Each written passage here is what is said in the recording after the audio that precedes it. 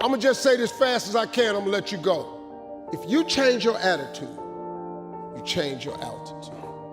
But you have to start living your life in expectation. You have got to start expecting great things to happen for you in order for it to happen. It is the law of attraction. It is real. It is nothing fake about it. If you live your life in expectations, that's what happens to you. If you live your life in despair, that's what happens to you. If you say all men are dogs, you're gonna meet every last one of them. I'll never be rich, you won't. You won't. The moment you change the frequency that your tower emits, the moment you change that frequency, different things come back to you. I'm telling you this how it works. That's exactly what you should be doing, is trying to figure out who it is that you're trying to be, right? And you aim at that. And then you use everything you learn as a means of building that person that you want to be. And I really mean want to be. I don't mean should be, even those things are going to overlap.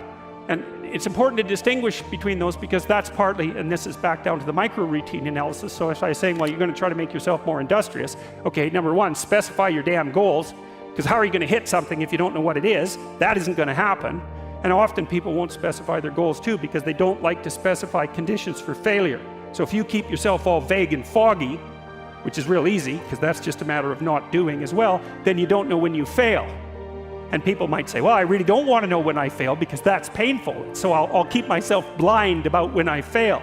That's fine, except you'll fail all the time then. You just won't know it until you've failed so badly that you're done. And that can easily happen by the time you're 40. So I would recommend that you don't let that happen. I always tell people, don't wait to be rich. What is that richness? It's abundance, it's joy, it's happiness, it's contribution, it's getting out of yourself. Because as long as we're thinking about, oh my God, I lost something, or you did something, now I have less love, less respect, less money.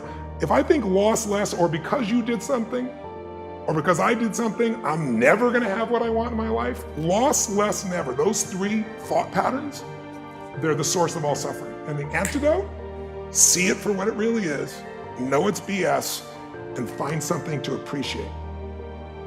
Fundamentally, it starts with making the most important decision of your life, which is, if I would ask me up until 2 years ago, I would say it's who you spend time with, who you love, because who you spend time with is who you become.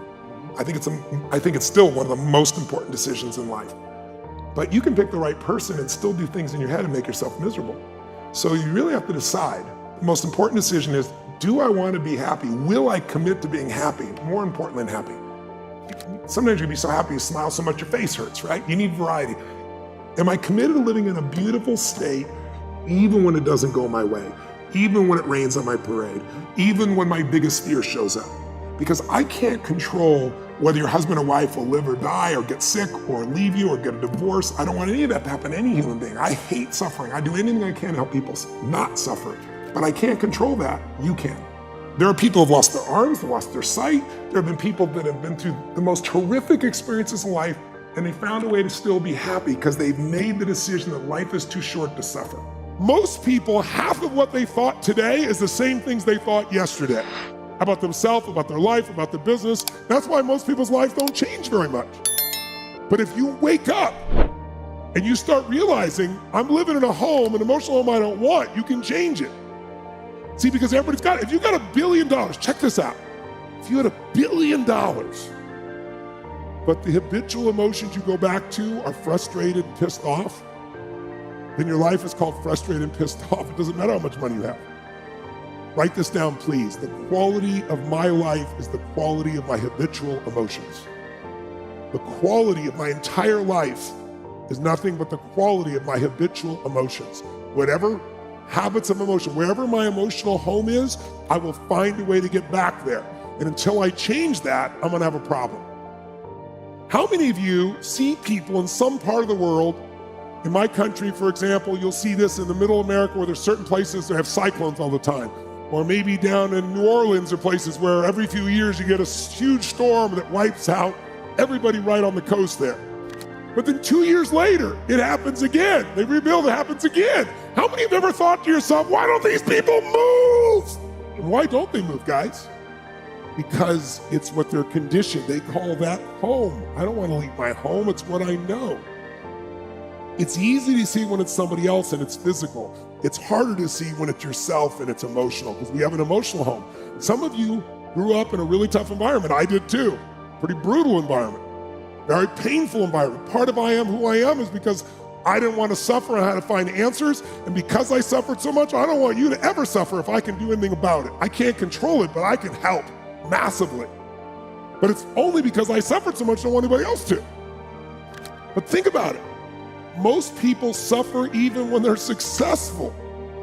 Listen, if you're successful and you're not fulfilled, that's the ultimate failure. If you got people that love you and you're not feeling joyous and alive, something's wrong. Let me show you this. We all live inside a bubble, right? This is our world. We go to church here, we work over here, we go get our coffee over here, we go to this park over here, we usually go over here to, hang out with friends. This is our favorite club. This is our world. This is our favorite spot on the beach. We all live in this bubble. What you gotta do to get the life that God wants you to have, you gotta put more air in your bubble. You got to blow your bubble up. Expand yourself. Take yourself out your comfort zone. Do not live in your bubble. Put some more air in your bubble. If you stay in your comfort zone, that's where you will fail. You will fail in your comfort zone. Success is not a comfortable procedure. It is a very uncomfortable thing to attempt. So you got to get comfortable being uncomfortable if you ever want to be successful. Start putting some pressure on. Put some pressure on yourself. Get out here and get about it. Look, I'd love to sugarcoat this thing for you. I'd love to tell you, look, you can go out here and get rich, do a couple of things. That ain't happening. You got to get real doggish. You got to get downright funky if you want to make it. When you get in certain states, you think one thought. When you get in other states, you think another thought. It's like turning the channel. And so what I really show people in the book how to do is how to turn the channel so that you're not suffering and you're living in a beautiful state. But what does it take? Let's just quickly say it. Number one, it takes acknowledging what's your favorite flavor of suffering. Is it worry?